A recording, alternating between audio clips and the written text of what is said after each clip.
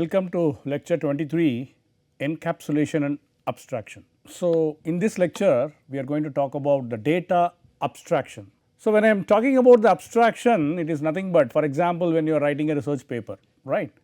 So, initially you start with abstract, after title you start with the abstract. That means the detailed implementation you are not going to give in the abstract, all right. It will come later, all right. So, suppose I want to prove some theorem or give some experimental results, we will do it later, correct. So, initially we are writing what exactly I am going to do in this paper. In a similar way, so when I am talking about, let us say, the abstract class, all right. So, there are member data and member functions or methods.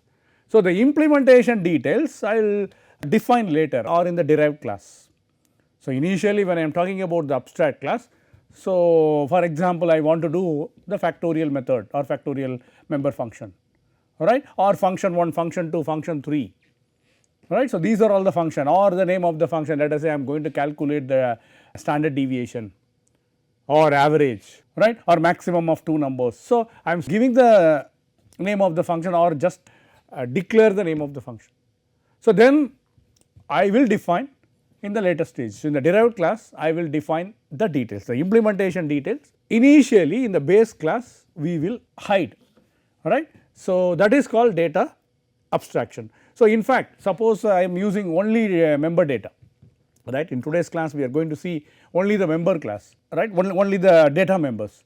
So, the data members, so let us say I am declaring, right. So, we know access modifier, if you look, I can define, let us say, private, public and protected. Suppose I am defining only private, all right. So, that data cannot be accessed outside the class, right. So, that data cannot be accessed outside the class, all right. So, what we can do, so let us say whether in C++ or in Java, so assume that let us define the class, right. So, when I am talking about the abstraction or simply let us say abstract class, I define the class which will be the abstract class and I have to derive later, right. So, that means I have to have the derived class. So, that means when I am having the abstract class, implementation details I am hiding. So, this is the concept called the data abstraction. So, what we will see, we will look at one example with the help of member data, right. With the help of member data we will see one example, all right. So, assume that here class bank account, all right. So, here I am hiding this data, these two data, right, outside the bowl, right. String account number, double balance. So, initially we will look at only the data members. So, later we will talk about the abstract class and, right. So, when I am defining the class inside the base class, what do you mean by abstract class? So, all these we will see slightly later. So, right now these two are the data members or member data, right, we define as private, right. The access modifier or access specifier is private. So, in the public we have a member function, or in fact this is nothing but a constructor, we have a constructor bank account, all right. So, it is a parameterized constructor, you have account number and then you have an initial balance. So, account number whatever we are passing, it will be assigned to, right, ACC number will be assigned to account number and initial balance will be assigned to balance, right. So, this is your parameterized constructor, two arguments are there. So, this is called the parameterized constructor and you have a member function called check balance. So, check balance is returning, right. So, this is your statement, your current balance is in dollar and then, right, the balance. Now, line number 24 we have void withdraw money, all right, void withdraw money and then you have one argument, right, and then we are checking the condition if amount is less than or equal to balance, right. So, balance is equal to balance minus amount. So, your withdrawal is successful and what is the balance, right. Otherwise, it is going to say it has a insufficient funds. So, another method called void deposit money. So, balance is equal to balance plus amount. So, whatever you are depositing, after depositing what will be the balance, right. So, now, so let us say in the main program how we are going to demonstrate the data abstraction concept, right. So, here we have two private member data, one is account number, another one is balance, right. So, now if you look at the main program, I have a constructor, right. So, in fact, I have created an object, instantiate an object and then passing two values, right. I am passing two values. So, this will invoke the constructor, right. So, your constructor over here I have passed two values. So, one will be account number. So, that 1 2 3 4 5 6 7 8 9 is the account number and balance is 500, right. So, that will be assigned for the my account object. So, now my account is invoking check balance function, check balance member function. So, check balance, so here you go, your current balance is in dollar, right. What is the balance? 500. So, that means if you look at the account number and balance, so I have hidden, right. So, I have hidden to the outside world, right, but whereas outside the world in the sense main program. Okay. So, how I can access those two? So, indirectly we are accessing. So, check balance when I call, you can see over here. So, this member function can access balance, right. So, when it is accessing balance, you can see that. So, these are all the private data members, right. So, this function can access. So, 500 is the balance value for this particular object my account when it is invoking check balance, right, because we have passed 500, all right. So, check balance will be equal to 500, all right. Now, my account is invoking deposit money. So, deposit money you are passing 100.00, all right. So, when you are passing 100.00, right, here you go deposit money, all right. So, when you are passing 100.00, so balance is equal to balance plus amount, right, amount you are passing. So, 500 plus 100, right, you will have 600, right. So, now balance will be equal to 600, correct. So, now my account is invoking withdraw, right. So, here balance equal to balance plus amount. So, in fact, I can able to again access the balance, that is the meaning, right. So, now this is invoking withdraw money 50, right, dollars we are withdrawing, all right. So, when you are withdrawing 50, so here you go, if the amount is less than or equal to balance. So, balance is how much? 600, 50, 50 less than or equal to 600, true. So, balance will be reduced 600 minus 50, so it will be 550, right. So, your balance will be printed, 550 will be printed. Suppose I am trying to withdraw $1000, so then it is insufficient fund because your balance is $600, right. So, when I run the code, I have to get the output like this, right. So, this is a complete code. When I run the code, so $500 initially, then the balance is 600 and yes, withdrawal, this should be printed, right, withdrawal is successful, that is what I said, and then 550 will be the remaining balance. So, initially 500, then it became 600, right, and then it became 550. So, these are the output we are getting 1, 2 and then 3, fine. So, in fact, when we run the code, you are getting your current balance is 500. So, then after deposit it became 600, then after withdrawal it is 550. So, now in this program what we learned, if you look at the private member data, right. So, in fact, we passed account number also, right, account number because I have talked about only the balance, right. So, we are passing the account number from outside, in fact, in the main, all right. So, when it is accessing my account is accessing, right, in fact, the constructor bank account is accessing. So, then whatever you have passed will be assigned to account number. So, I can able to access now because this constructor can access account number and balance. So, that means we have hidden this to outside world means outside this class, okay. So, I hope it is clear the concept of data abstraction, right, in terms of member data or data members. So, now in C++ we have already seen, right, the private access specifier, I specified as a specifier, right. So, access modifier, access specifier, I mean all are similar, right. So, now suppose I want to consider what is the scope of a data member, what is the scope of a method or a member function, what is the scope of the constructor. So, can the constructor can you have a private constructor? Yes, you can have, or even a class, right, you can have a private class, public class, right. So, now we have already seen, right, in C++ and in Java also you have private member data, default, right, protected and public, right. So, the access modifiers you have private, default, protected and public, right. So, there are several non access modifiers, right. The keyword static we had seen, abstract we are going to see, right, and then so many.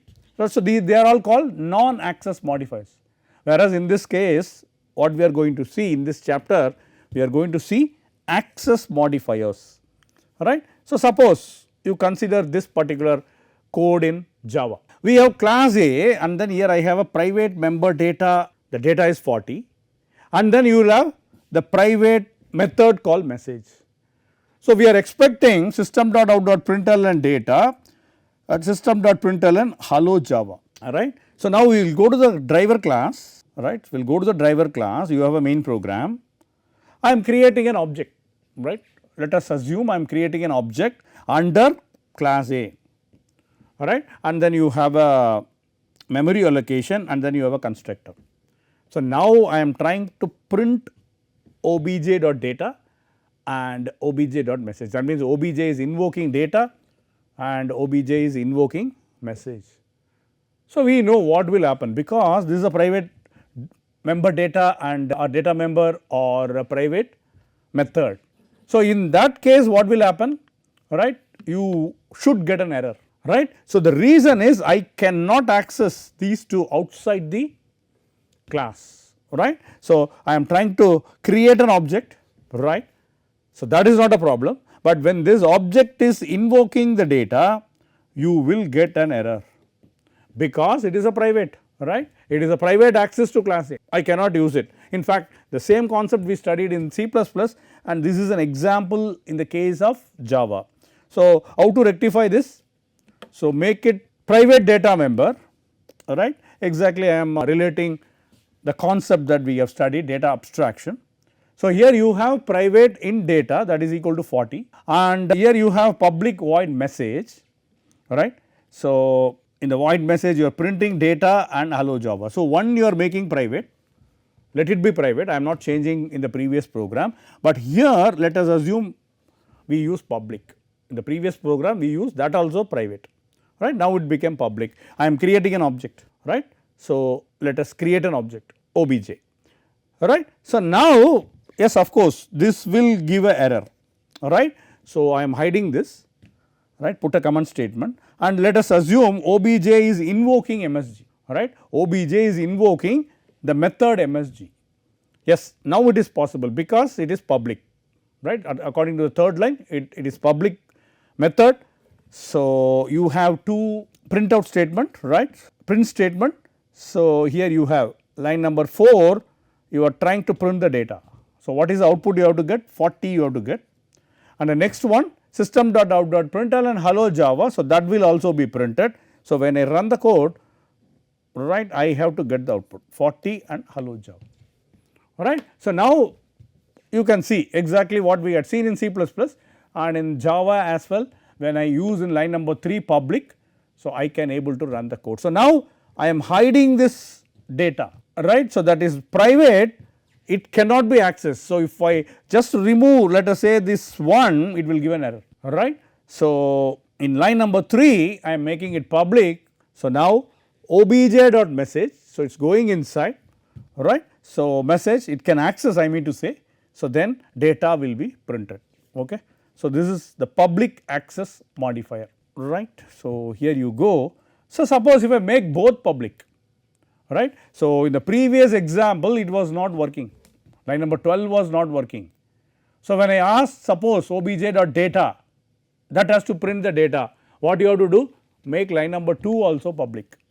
So, when you do that, so you can see over here data is 400 and then you have a message, again you have to print 400, 400 will print 2 times and then this will be printed, same program. Only thing I have removed line number 12, now I can remove line number 12 because if you look at line number 2, your data int data equal to 400 is public, okay. So, now when I run the code you can see I will get the output like this, right. So, 400, 400 and hello all from IITR.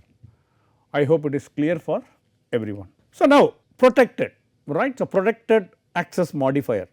So, let us consider this example class bike, right. I have one private member data, right, and then I am using inheritance class Honda 3 which is a subclass and the superclass is bike extends bike, right. So, you have void main over here and then you have an object obj under the class bike, right, and then the constructor is Honda 3, right, the constructor is Honda 3.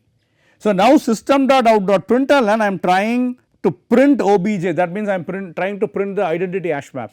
It is exactly equivalent to address in C++, right. Next one is obj.speed limit, right. I am expecting it will print 80, but unfortunately, right. So, you are getting the error, right. So, the reason is if you look at line number 3, it is the private access, right, it is a private data member. So, you cannot access from outside, right. So, now suppose I put let us say protected, right, the same program, assume that let me put protected, right, we are talking about protected access modifier, right. The same program I am just renaming as protected, instead of public we have protected, rest of the code is same.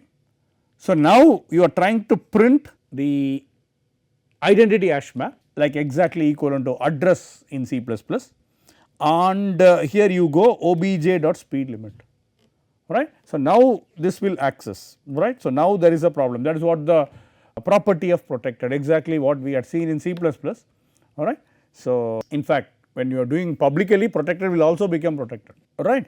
So, in that concept, so now when it is trying to print obj, now it will be printing, right, and system.out.println speed limit. So, I will get 80. So, one is address or I can call it as an identity hash map and another one is the speed is 80. So, these will be printed. So, when I run the code, so you can see that, right. So, because you have the constructor at Honda 3, so Honda 3 at this is nothing but the identity hash map, the one you are seeing over here is an identity hash map and then we are printing 80, right. So, this is what we are expecting 80. So, if you look we are getting 80 as well, right. So, I hope it is clear the case of protected as well, right. So, now to know further about this access specifier or access modifier, right. So, let us take this case study in C++, we have already done, right. So, that is why I am not again doing this private, protected and public in C++, right. So, we have already seen, if you look at lecture number 10 and lecture number 11, we have already talked about that, right. That is why we had seen these access modifiers in Java, right. So, now what we will do, so whatever, so concepts are almost same, in fact exactly same, right. So, in that case what we can do, we will take this case study and we will have one example based on the private, public and protected. So, let us consider the employee management system, all right. So, that means I am going to use the private member data, public and the protected members, right. So, for example, if I have a employee ID, salary, right. So, these data should be secured. So, I put it as a private members and then public members, right. So, let us say some modify function, right, modify member function that I am going to use, right. So, these are all go under public members and similarly we have certain protected members, correct. So, we will see how we are going to have the employee management system, so that from this case study you can further understand how this private, public and protected work. So, let us consider class employee, right. So, let us consider class employee. So, you have a private member data, employee ID and salary, right. So, the employee ID and salary, so in fact these should be hidden and you have a protected data member called name, right. So, I am using all here private, protected and you have employee constructor. The employee constructor is a 3 argument constructor, right. The employee is a 3 argument constructor, ID is assigned to employee ID, employee name is assigned to name and employee salary is assigned to salary. And then the void display, I am displaying all the details, right. So, I am displaying all the details and here you have the update salary, correct. So, here you have the update salary. So, right. So, here you have update salary and you have one argument called new salary, right, one argument. If new salary is greater than salary, so salary will be new salary, that means you are updating, right, you are updating this salary. And the string get name, you are returning the name, and you have one member function called get salary. So, get salary will return salary, alright, and you have class manager, alright, which is the derived class. So, publicly inheriting employee, right, which is publicly inheriting employee, and here you have private member data called bonus, right, and then here you have the constructor. So, the constructor has ID, employee name, employee salary, right, and employee bonus, right. So, where in the base class, right, this is nothing but the base class constructor. So, the base class constructor you have ID, employee name, employee salary, that means in the base class constructor whatever you are passing, right. So, that will be assigned to ID, employee name and employee salary, that is the meaning, we know this, right. And line number 53 you have employee bonus which is assigned to bonus. So, here you have void display total compensation, right. So, you are displaying total compensation, right. So, C out manager name. So, you are getting, it is nothing but the get name, and here the total compensation which is salary plus bonus, right, which is salary plus bonus, that means you are, right, bonus and get salary function will be called, and get salary is nothing but it is returning salary, it is nothing but bonus plus salary. Okay. So, now I have, right, two employees, right, one is let us say employee EMP1, right. So, EMP1 which is E101, name is Pradeep and the salary is 50,000, right. Employee 1 dot display details, right. So, this is displaying the detail, alright. So, this will display details, first one is EMP1 display details, and EMP1 is updating the salary, right. So, when you are updating the salary it is let us say 55,000, that means 50,000 it will be 55,000. So, when EMP1 is invoking display details, right, when EMP1 is invoking display details, so these will be printed, right, employee ID, employee name and salary. So, it is in fact in terms of rupees, right, anyway I have taken care for in the further case. So, right now you consider this is rupees, okay, because whatever you print it will be printing, right, because in the main program I have changed to rupees. So, you consider salary rupees, right. So, this will be printed and this is a updation. So, updated salary 55,000 now. So, once you are updating salary it is calling update salary, here you go. So, when it is calling update salary you are passing new salary, right. So, when the new salary is greater than 0, right. So, new salary will be assigned to salary. So, 55,000 will be assigned to salary. Now, obviously it has got updated. So, when you are printing again, assume that you are printing again details, now salary will be 55,000. And second object I am creating under manager MGR1, right, under manager, passing M201 Nitin 70,000 and 10,000, right. So, what are all things in the case of manager you have, right. So, this ID, employee name, employee salary and here you have bonus, alright. So, that means your employee detail will be assigned to these values, right, ID, employee name and employee salary. So, first three ID, employee name and employee salary, right, and then here you go. So, it is MGR1 is invoking display details, yes, it is the derived class, right. So, what exactly you want? Display details. So, display details it will print, here you go, right. So, display details whatever you are written, employee ID, name and salary will be printed, alright, and then display total compensation. So, MGR1 is invoking display total compensation. So, when it is invoking display total compensation, rate salary, manager, then constructor, yeah, display total compensation, it is printing C out manager name, get name, right. So, get name function, here you go, it will return name, get name member function will return name, and total compensation, right, that means total, in fact it is printing this total compensation salary plus bonus in terms of rupees. So, bonus plus get salary, alright, bonus plus get salary, bonus, right, whatever you have passed 10,000 we have passed, correct, plus get salary. get salary will return salary. So, 70,000 plus 10,000, it will be 80,000, right. So, when I am trying to call this, so 70,000 plus 80,000, in fact you are trying to print here. So, that will be printed, and if you look at so when I run the code, I have to get this. So, initially so E101, name of the employee is Pradeep, salary is 50,000, right, and here you go, employee ID E101, employee name is Pradeep and salary is 55,000. We have updated 50,000 and then 5,000 after increment, right, we have increased, in fact we have updated the salary to 55,000. So, we are getting the output 55,000, and the next one is employee ID is the manager, employee name is Nitin, and initially the salary was 70,000, right, and then the bonus is 10,000.